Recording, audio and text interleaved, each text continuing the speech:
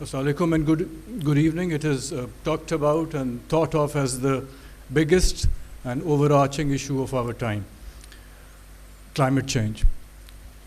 Within the folds of climate change, the most pervasive and most palpable manifestation is air pollution. The book that we are launching today and we are going to talk about is called Choked. It is absolutely brilliantly chronicled, based on very authentic and credible information data sets, very nice commentary, also anecdotally delivered in a way that makes very good reading. The author is Ms. Beth Gardiner. My name is Abdullah Sumbal. I work for the government of Punjab. I am holding the position of Chairman Planning and Development these days.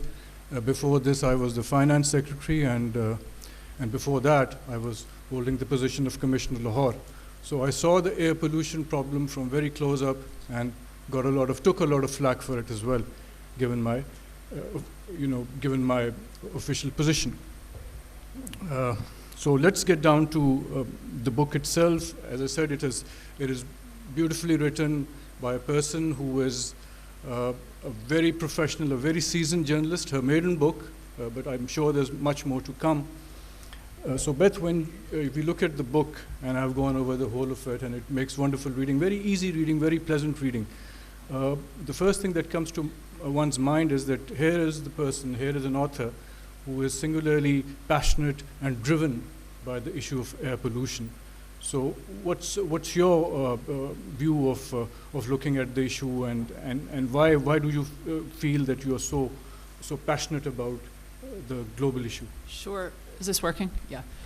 Well, first, I just want to thank you for being here, for giving the book such a thoughtful and careful read, and taking the time from your important work to have this conversation. And I want to thank the LLF for bringing me here to discuss this. And unfortunately, I do have to say that it is a very, very pertinent issue here in Lahore, and indeed across Pakistan and all of the subcontinent. So I'm an environmental journalist. I've been covering environmental stories for probably about 15 years now out of my 25 or so years in journalism. I'm American, but I live in the UK, in London.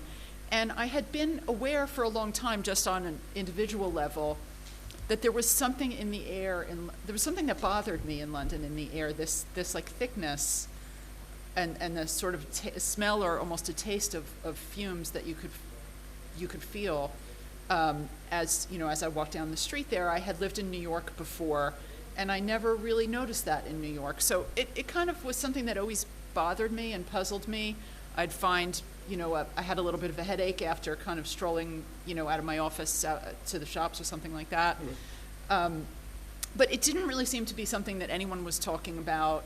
London has this sort of famous air pollution that's in the past, and sort of was, the London, the great fog of London back in the 1940s and the 50s. That was all to do with people burning coal for heat in their homes. But it wasn't really on anyone's radar screen. I didn't see any kind of headlines or anything about it. So I just thought, well, it's my imagination. I'm oversensitive American or whatever. And I pushed it out of my mind. And years later, in the course of a story that I was working on, I had occasion to sit down for a few minutes and just Google the science of air pollution and what it does to your body. And it took about 5 minutes of that for my jaw to just drop. And I think if anyone here spends 5 minutes Googling that, you would probably have the same reaction. Because what I found, I think there were two things that took me aback. Number one was the power of air pollution's effect on us, how profoundly it impacts our health. So actually when levels of air pollution go up, the death rate goes up, people's lives get shorter in a place. I mean, that is as big as it gets when you're talking about health, right? And that was something that I had never understood before. And by that point, I had a daughter, so as an individual, as a parent, this was upsetting. And London's air is worse than New York. I'm afraid it's orders of magnitude better than Pakistan's air. But actually, what we know about air pollution is that even at pretty low levels, it can really impact you. So that was upsetting.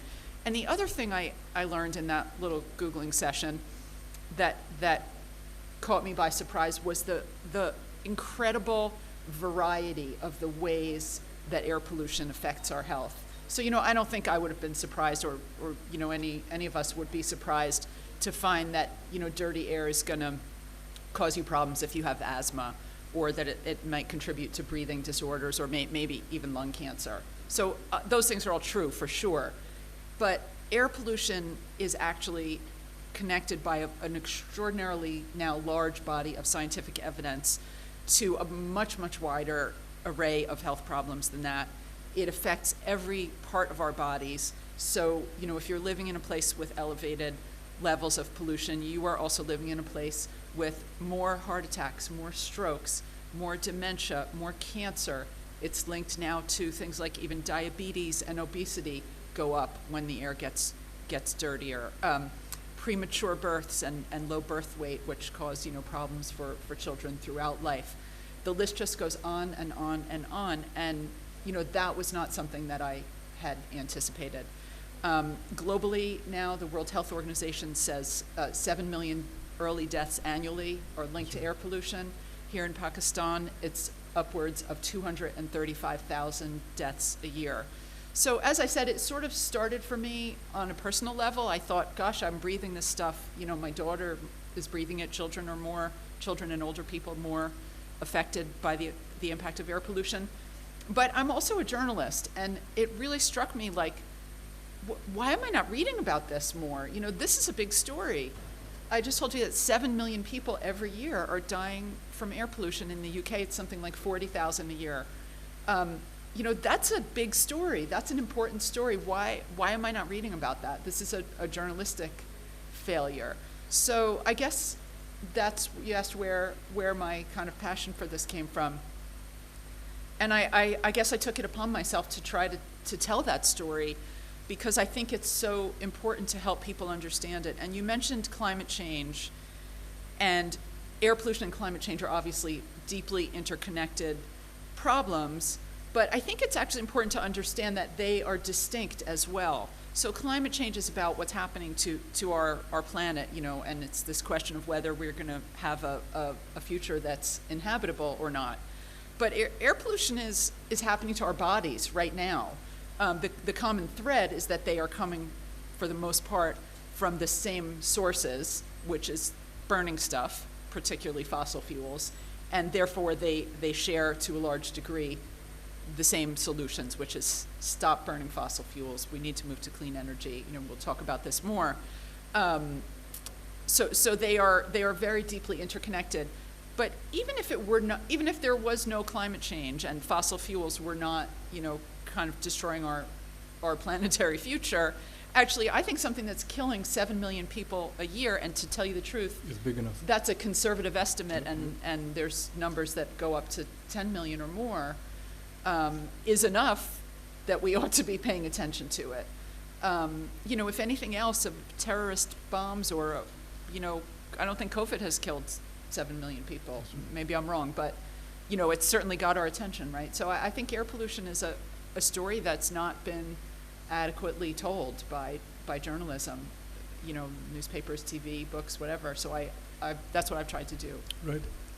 And the numbers are astounding. You've quoted a very eminent practitioner and an academic as well, David Spiegelhalter of Cambridge University, and he mentioned that the mortalities are high, as much as 1.5 million annually in China and India alone, and approaching 500,000 in Europe. So these are big numbers, obviously huge numbers, and absolutely disconcerting.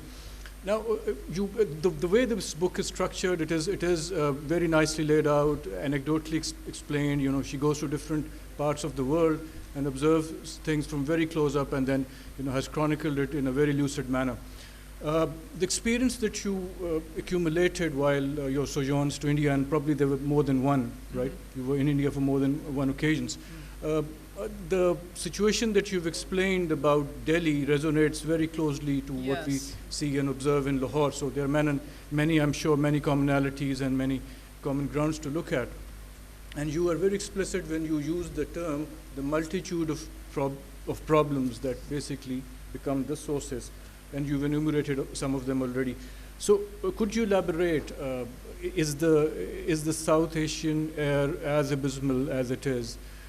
Is it something that can be, handled well, handled with skill and dexterity and with science and everything supporting us? Or is it a situation which is already hopeless? It's definitely not utterly hopeless. And, one thing that this all sounds quite bleak, right? We're talking about, death and illness and all of that. But I think the flip side and the sort of more positive thing is that we actually know how to fix this. It is not impossible at all. And when you do fix it, even if you're not perfect, but you can bring the pollution down, get the air, some Absolutely. increment cleaner. Every bit that you do in terms of improving the air, reducing the pollution, literally you're saving people's lives and you're making people healthier, almost overnight. Right. So, when you contrast that with climate change, which is this, incredibly daunting, obviously very urgent problem, but you need to sort of move the whole world off of fossil fuels, which is this fuel that we've built our, world on, basically, our modern economies. That's pretty tough, right? With air pollution, even if you can't get it perfect, but you could reduce it 20%, 30% or whatever, you're going to reap the benefits immediately. You're literally going to have, fewer heart attacks showing up at your emergency rooms, tomorrow and next week. So that's where the optimism comes, I think. And, you asked about South Asia. This part of the world is really, I call it in the book, the ground zero of air pollution. And the epicenter as well. The epicenter, for sure. India, Pakistan, Bangladesh, the worst air quality in the world. And, I think you sort of live in a place and you become inured to things, right? But, if you go outside and you look, you can, there's a haze. And I know this is sort of the quotes, clean season, but it's really not. But if you contrast Pakistan, India, Bangladesh to China, which is, I think, sort of in a lot of people's imagination, got a reputation for being this kind of poster child of air pollution. For sure, the air quality is still very bad there. But the Chinese government has actually, over the past sort of 8 or 10 years, made a concerted decision to do something about it. And they're bringing the levels down. And like I said, that really, is, you don't necessarily, we don't perceive this, right, on an individual level, but it is actually saving people's lives. And when you talk about sort of the multitude of causes, I think that the thing that struck me the most in my reporting in India, and as we've talked about is very much true here in Pakistan as well, is that, when I went to other places, there's some big contributors that globally are, constant sort of, that are causing air pollution wherever you go. Transport, so that's cars, buses, trucks, ships, motorcycles are always a big source of air pollution. Energy production, whether it's coal, gas, factories. These are the big contributors. But in contrast to, for example, I went to Poland, and they are a very, very coal-dependent country. Mm. They're using coal-fired power plants for their electricity. They're burning coal in their homes for heat. It's sort of a problem you can get your arms around because it's one big contributor. But what you see here in South Asia is that it's actually an incredibly wide array of contributors. So, people are burning garbage in the streets to get rid of it because there's not adequate rubbish pickup. The electricity supply is not always reliable, so, even a place like this Alhambra Arts Center is, relying on a diesel generator. That's right. To keep our microphones going. That's right. Pakistan, unfortunately, has some of the poorest quality fuel in the world. So if you go to fill up your car, your motorcycle, at with petrol or diesel at the station, you're getting a very high sulfur, very low quality of fuel. And that is because the government has not been able to force the oil companies who run these big refineries to upgrade them and produce. But, so you've got so many sources. You've got, people know about the farmers at the end of the growing season setting their fields afire, and that's a big source of the, November, December, January, very, very extremely elevated pollution levels that you have. So there's all these different things. You know, you've got villagers burning wood and burning dung to cook their food, or when it gets cold, people burning solid fuels like that. So all these different things are all sort of adding into this, you know, soup of air pollution.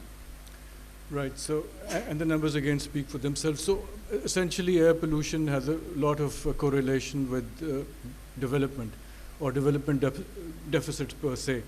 So, when you're struggling with your, you know, development and your progress, it doesn't bode well for improving the situation when it comes to air pollution, for instance, and other such, you know, positive externalities that you're looking at.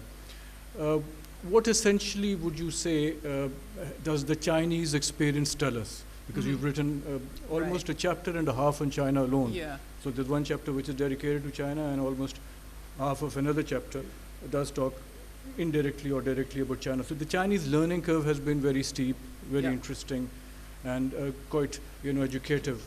So, and your book has captured it quite succinctly. So what would you tell our audience about the Chinese experience?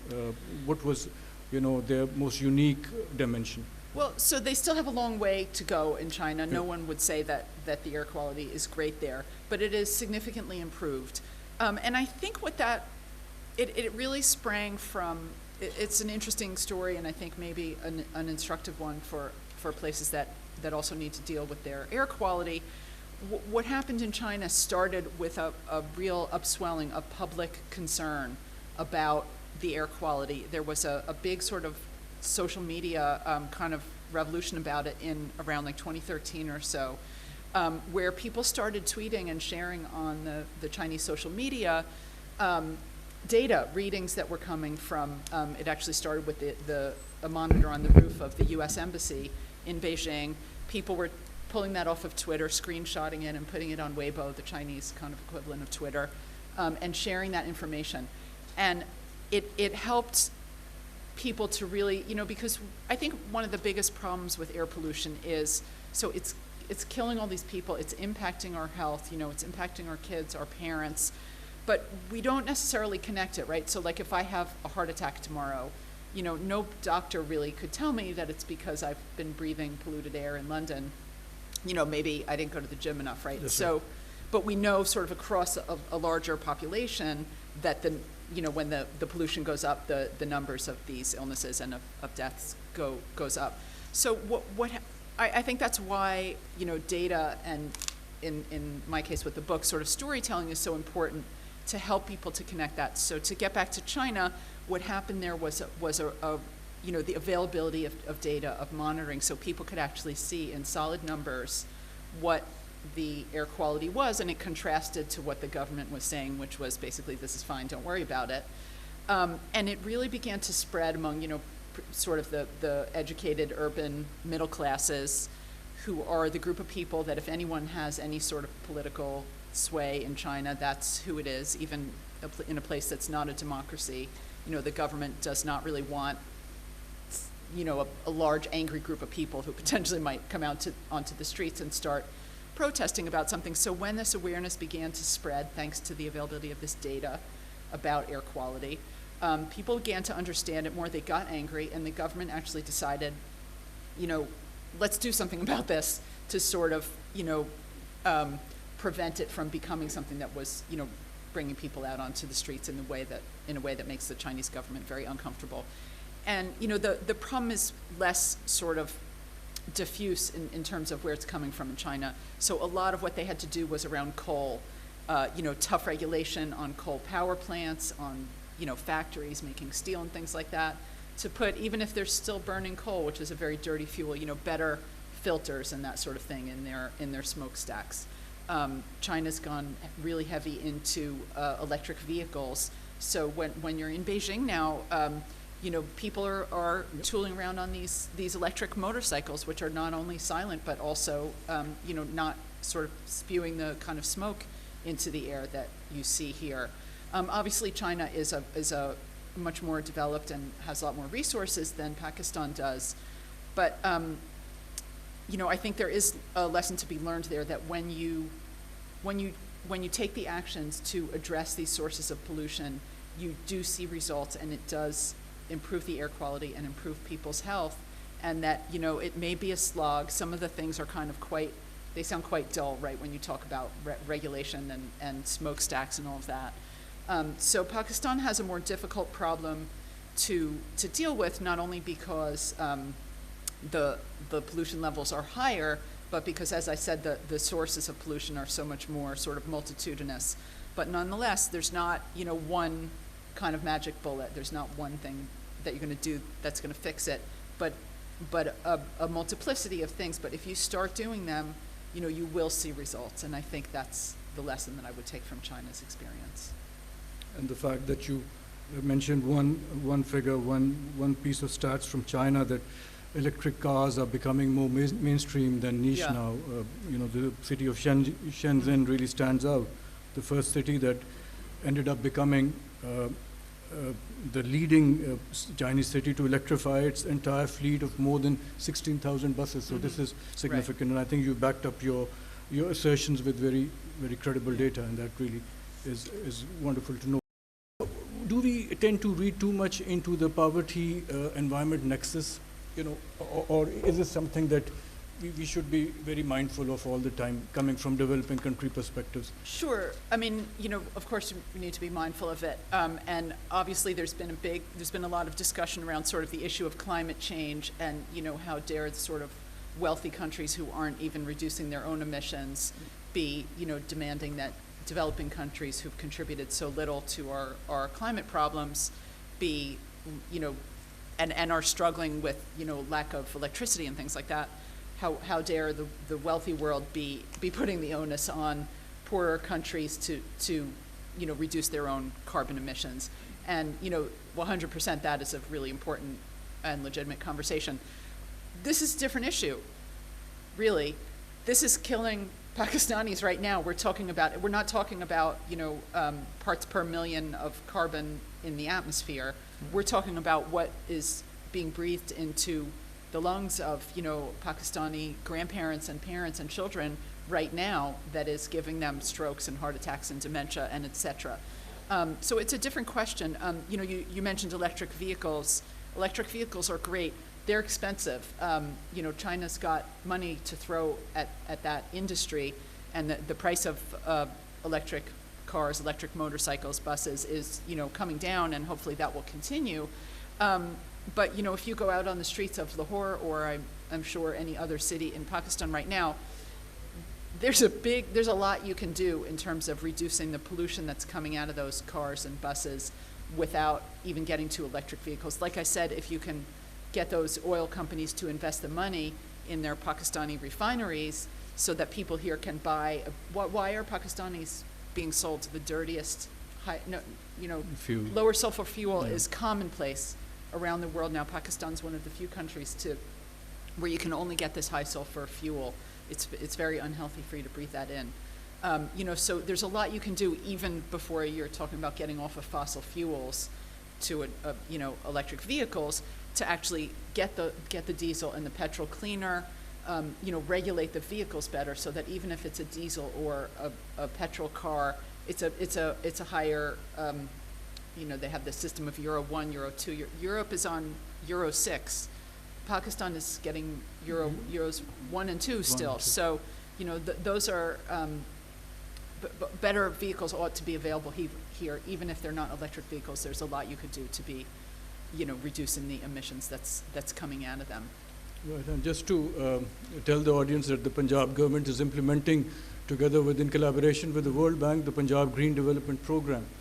And one of the actionable, you know, deliverables there relates to induction of a fleet of buses, of public transport, which is eco-friendly, and it demanded a certain, you know, level of fuel. And we were looking at Euro 5, what just Beth mentioned, and we thought that we were good with that. We would be, you know, given the go-ahead in terms of procurement of Euro 5 buses, and the DLI would be met.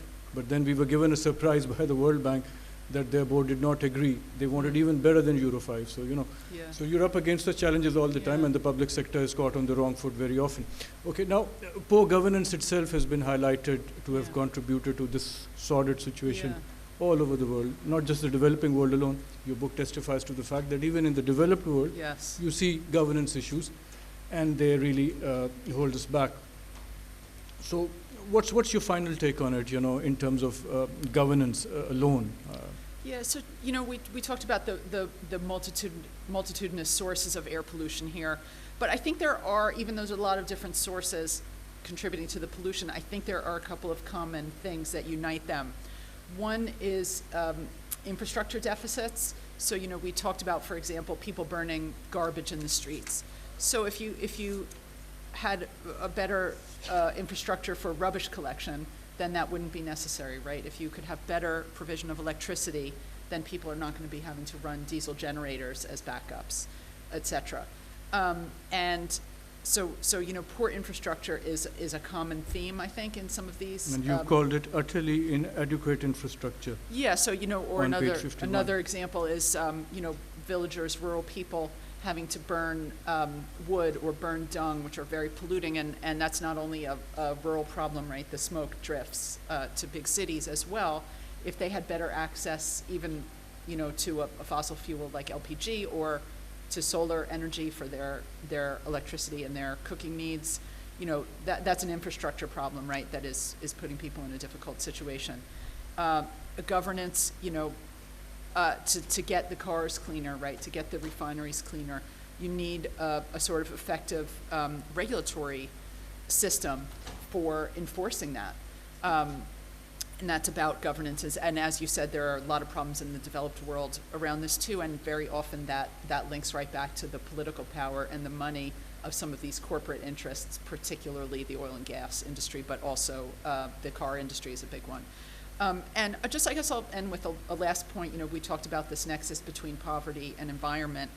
And I think there can often be a tendency to sort of say, something you hear people say is like, well, when we're at a greater stage of development in the future, when we have more resources, then we'll deal with, these environmental issues. London industrialized, the UK had its smog, and then they got wealthy enough and they dealt with the environmental problems or whatever. And I think there's this tendency to sort of put things in the category of, environment, that it's kind of this optional, kind of luxury item, right? That when we're developed enough, then we'll deal with that. I don't actually think that air pollution is an environmental issue. I don't think of it in that category. I think it's a health issue. And when you actually look at the numbers and the way that this is impacting people's lives, particularly here in Pakistan where the pollution levels are so high, to me this is it's a public health issue of the first order, right up there with issues like clean water, sanitation, other things that you might be addressing, because you recognize that when you deal with them, you will be improving people's health across the board, rich and poor, although we haven't talked about this very much, but this issue maps right onto all the inequalities in our societies, right? If you're wealthy, you can afford a house in a cleaner neighborhood or an air purifier. So you're really talking about something that impacts to the largest degree the poorest people in society. So I don't think it's an optional sort of something in the environment basket. To me, this is a public health issue, public health emergency, really, of the first order. And now that you've talked about it, you've just mentioned it, so it just occurred to me that let me ask this question. So do you tend to believe that, pollution, air pollution in particular, transcends social stratification, or it doesn't? It affects everyone, right? Rich or poor, you got to breathe air, and it's going to affect you. So that's a notion generally held here. Yes, but it affects some people more than others. So I think what you see very clearly around the world is that air pollution, in the same ways that COVID did actually, maps right onto all of the pre-existing fractures in our societies, and economic inequality, social inequality is a huge one. So poorer people are much more affected than the rich. They can't afford to kind of escape it. This leads us quite naturally to the next question from me, which centers around what you have opted to call source apportionment. Yeah. I think a brilliant term, and very, very nicely handled, in 2 or 3 paragraphs there in the book. It made great reading. So my I would like you to, just highlight what's the core thinking behind this notion, behind this concept. Source apportionment, Yeah. that's the technical term for Yeah. sort of understanding what What is the- contributing? what is contributing to Yeah. your air pollution. Yeah. And obviously, you need to know where the pollution is coming from before you can deal with it. Right. So that's proved to be, as you were telling me, a problem here in Lahore, even kind of understanding exactly which source of pollution is contributing kind of what percent. And it often ends up being like a kind of political football game, right? Because the car industry will say, oh, it's the factories, or, Absolutely. oh, it's the farmers, and somebody else will say, oh, it's the transport. And it is important to understand exactly where it's coming from. But at the same time, you don't need a sophisticated analysis to know that this very low-quality fuel that's being sold to people is, translating into air pollution. So you also tend to believe that regulation is generally ineffective on the one hand, and on the other extreme, it tends to be heavy-handed and tends to get a little absurd. Mhm. So, the governments have to do balancing acts all Yes. the time. So what's your summative analysis on this? How to strike the correct balance? I think that all around the world, and I would include Pakistan in this, we as people need to make sure that our governments are looking out for our interests and for the public Right. good and the public health, rather than for, corporate interests and people who are making money without regard for how their products might be impacting people's health. Right. So the statement, just an excerpt from the book, it's very telling, and it really makes somebody like me who works for the government sit up and take notice, and I think we can never be oblivious to it. Regulation is done in a strange patchwork that undermines effectiveness, and I think it's so true. It's so true for the developing countries, Yeah. governments, and I think we tend to believe that we know it all, we figured everything out, whereas we don't. So this, I think, is so very instructive. Just moving to a conclusion now before we hand over to the audience. There is a very clear belief everywhere in the world of public policy. The paradigm has changed now. It's Mhm. the paradigm of governance that holds the roots now, where the triangle is completed: the state, the market, Yeah. and the civil society. So you can't go it alone. Mhm. So that's very well understood. But for issues like environment, where you simply cannot go alone, because Mhm. it needs not just behavior change, you just don't need communication, but you need active participation as well, not just passive participation. So what's your summative insights? How to rope in the civil society in a big way? Well, I'm sure the first answer could be that the government needs to be very credible, but something Yeah. more than that. Well, I think you're right. We were talking about this issue of awareness and the story of how public awareness and concern about air pollution was really the first step towards change in China, and towards the government taking action. So, with air pollution, there is kind of this issue of, people talk a lot about the idea of invisibility, and sometimes that means you can't see the pollution, but it's also an invisibility in the sense of the link between cause and effect. So as I was saying, if I was to have a heart attack tomorrow, on an individual level of one person, you can't Yes, always sir. connect it, right? But we know this is killing 235,000 plus Pakistanis every year. So we need, but you can't, on an individual basis, can very rarely say with certainty that one individual was killed by air pollution. So I think it's all about finding ways to make this invisible visible.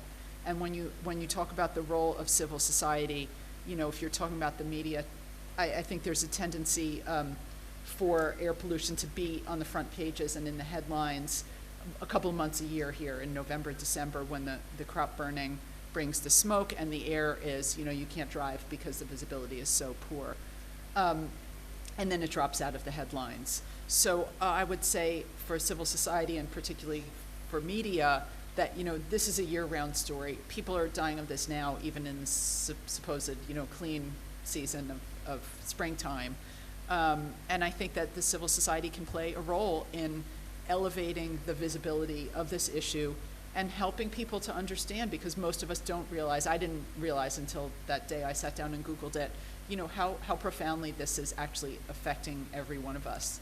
So anything that helps people to understand that will raise it as a political issue, I think, and put the onus on government to, to take action and bring people healthier air. So from this answer, I just recall the chapter, the case study that you have done on the city of Berlin, which we thought was supposedly an international best practice when it comes to handling emissions and handling congestion and all that goes with it. So a very lucid chapter, ladies and gentlemen, on Berlin. Not to say that the one on London is not worth reading. It's also very instructive and very nice. So even in these best of the best metropolises of the world, there is a struggle.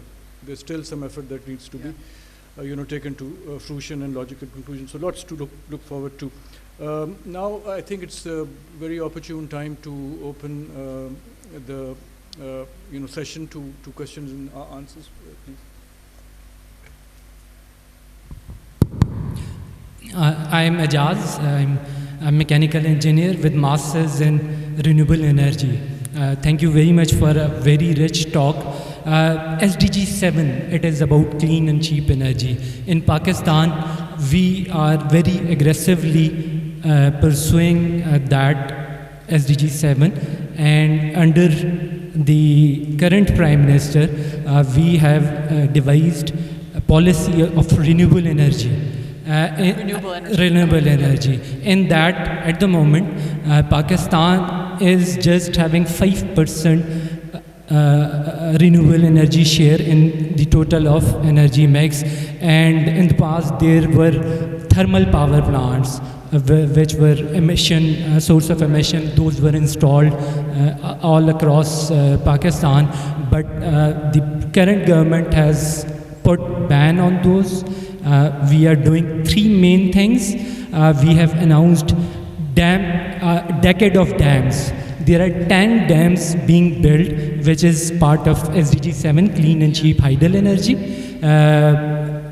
Number 2, we are leapfrogging in solar energy. We are very aggressively pursuing at residential level, industrial level, and commercial level.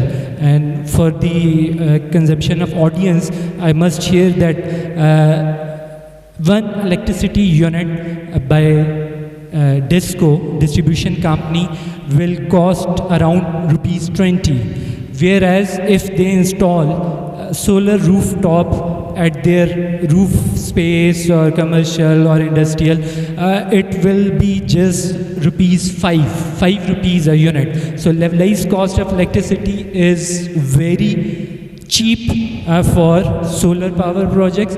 Number 3, EV. We are getting benefit of China in our neighbor. We have crafted a policy of EV charging, EV electric vehicles by Prime Minister Imran Khan. By 2030, we will have 30% EV vehicles in Pakistan. At the moment, we are facing dilemma of chicken and egg, whether EV charging stations should come first or EV vehicles. So, but we will move on. One of the biggest company in Pakistan is Devo. They have brought 30 electric vehicle buses in Pakistan, and we have engaged ABB, German Swiss company, to put EV charging stations in Pakistan, and there are other Chinese companies, they are also coming. My question from you is, CDM, Clean Development Mechanism, was devised, and according to that, rich countries would have invested in poor countries, and they would have been given carbon credits. What is the state? Why those CDMs are no more? Pakistan has not benefit out of it. Yeah, I'm not sure that I'm up to date with all of the specifics of that, but I certainly can agree that there's been a big failure on the part of the developed world to follow up on their promises of money to help developing countries to decarbonize. And I'll just pick up on one thing that you mentioned there, which is that you're absolutely right to make that point about solar energy being actually the cheapest form of energy available now. that has been a huge revolution, manufacturing revolution and financial revolution in the last 5-10 years, that the price of solar has just plummeted. You know, coal is this dirty, toxic, unhealthy fuel, but it used to be considered sort of the cheapest way to get electricity, right? And the sort of, you know, a lot, you hear countries say, I heard this a lot when I was in Poland, well, this is what we can afford, you know, we have coal, we'll burn it for electricity. That's not true anymore, and to be thinking about building coal power plants now, not only does it not make sense from a climate perspective, it's terrible from a health perspective for the people who are breathing the emissions of that plant, and it's actually, you know, wrong-headed from an economic perspective, because solar is cheaper to install, and then you don't have to buy fuel, right? You don't have to buy anything to burn. It's a statement of the obvious to say a sunny place, right? You have a great resource for solar energy, is how the energy people would put it. I know there's been problems over this, and you know, you have power from industries like coal or oil and gas that don't want to let go of that, you know, money that they're making from selling it, right? So there's been tariffs and taxes and things like that to make solar unnecessarily expensive. But you know, it makes all the sense in the world to be going all in on that technology. And both these, you know, global heavyweight agendas, the SDG and before this, the MDG agenda, they tended to rely on international cooperation. So they were banking on international cooperation, which is forthcoming occasionally. And I think whatever has been made available has not been utilized to the maximum effect. So that's unfortunate as well. The governments tend to underachieve there also. So I think a very valid question. Any other question, please? Please, Alex, please. First, okay, so we have the lady first in order to be more gender balanced. We'll come to you as the third questioner. Please, Hi, go ahead. my name is Alia, and I work for Animal Alliance Asia, where we work for animals and the environment, and it's an intersectional organization. Yeah.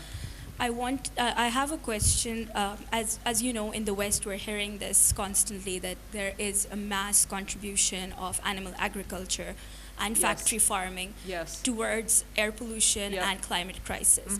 And we see this happening in Pakistan at a mass scale right now, where we're assuming that we have a $4 billion industry that we're expanding into. And, you know, so what's your take on that for like in general and for Pakistan? Yeah, so you're absolutely right. Agriculture is actually sort of unexpectedly and counterintuitively, and you know, not something we think about, but is a big contributor to air pollution. So with this sort of industrial scale of farming that we've seen, you know, particularly in the developed world, that was kind of pioneered in the U.S., with a massive application of you know, fertilizers, petrochemical fertilizers, and things like that. And you have these gigantic, you know, dairy farms producing massive amounts of manure. There's different chemicals that come off of both the fertilizers and the manure that are combining in the air and creating particulate matter, which is like soot. It's the most dangerous and unhealthy type of air pollution that, you know, crosses from our lungs into our bloodstream and penetrates every part of our body. So these chemical reactions that come from the gases that are coming off these huge factory farms are actually a major contributor to air pollution. I'm going to admit that I'm not exactly sure what the state of that type of farming is here in Pakistan. I know that a big agricultural contributor in this part of the world is the burning of the paddy fields after the rice harvest. You know, the government likes to talk about, oh, we've arrested, you know, this many hundred of farmers to get them to stop burning their fields. Well, that's sort of like the appearance of doing something, but actually those farmers need a way to deal in a better way with that crop stubble, the leftovers after the harvest, this organic waste, rather than burning it. They need support to find better ways so that they are not contributing to air pollution. So I think agriculture is a really important area. Some of the solutions in the case of the factory farming are sort of technical, but it's not impossible to fix it with better regulation and better techniques of farming. And, you know, a move back towards smaller scale farms where the manure is recycled into the land and all of that, rather than ending up in these giant manure pools. Sorry, that's a gross image, but, you know, which are actually emitting all these really toxic gases. Right. Third question. Alex Ballinger works for the FCDO, a very good colleague of ours. Okay, Please, great. Hi, thanks Beth, really interesting presentation so far. A quick question on costs and the organisations that might have to bear those costs to make conversions. So I guess like the oil refineries to switch to cleaner fuel, Right. the factories that might need to install scrubbers and whatnot, and vehicle manufacturers and the like. Do you have any lessons from other countries in the world that have made that transition on how they manage those costs? So that a poorer country like Pakistan. Yeah, so it would vary depending on what the sources of, outside of South Asia, maybe the crop burning is less of an issue, for example. You're going to have a different set of costs depending on what your issues are. And obviously, it costs money to upgrade an oil refinery. It costs money to, buy cars that are lower emissions. So where's that money going to come from is obviously an important question. If you want to, upgrade your electricity system, right, so that people are not having to rely on diesel generators, or you want a better garbage collection system so that people are not burning their trash, that is going to cost money coming from the government. But the one thing I would say is that if you step back, there are costs of not acting as well. That I'm not only talking about health costs, but I'm talking about literal actual financial costs, because somebody is paying for, the asthma treatment for kids, right? There's actually an economic cost of all this ill health that people are bearing, and there's a productivity cost as well. So when you're, in government and you're asking questions about, are we going to spend money on repairing some of these infrastructure issues in order to enable us to reduce pollution, I guess what I would say is widen the lens and realize that there's going to be a huge health benefit, but also actually a financial savings and economic savings as well from, lower burden on healthcare systems and better productivity when people don't have to stay home to take care of their kid who's had another asthma attack. So thank you. Please do.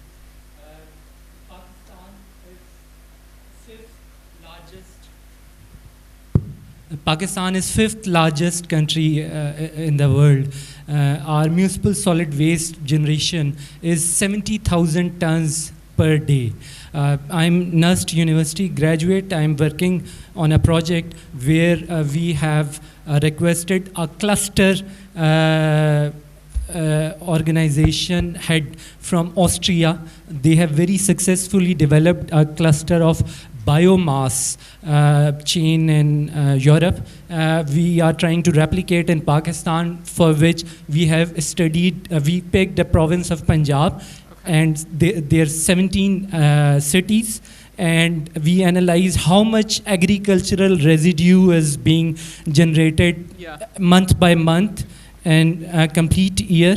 And we worked out that at 17 locations, this much tons of agricultural residue of wheat, cotton, and all that crops is being generated, and out of which 1,000 megawatt could be generated in Punjab alone in one province. Similarly, that model can be replicated in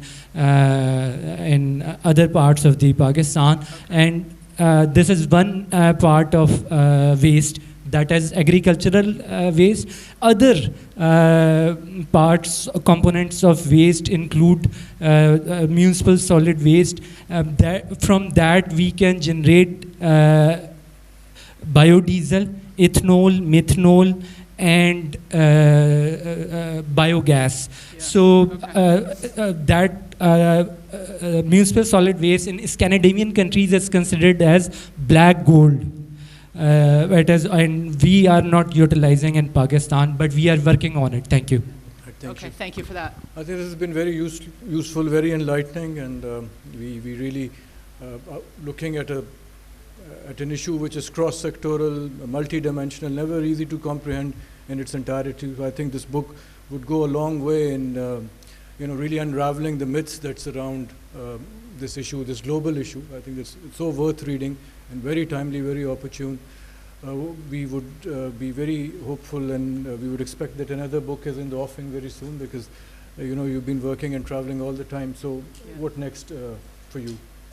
Well, kind of in the early stages of getting a new project started. It's to do with the plastic and petrochemical industry. Great. So thank you, Beth.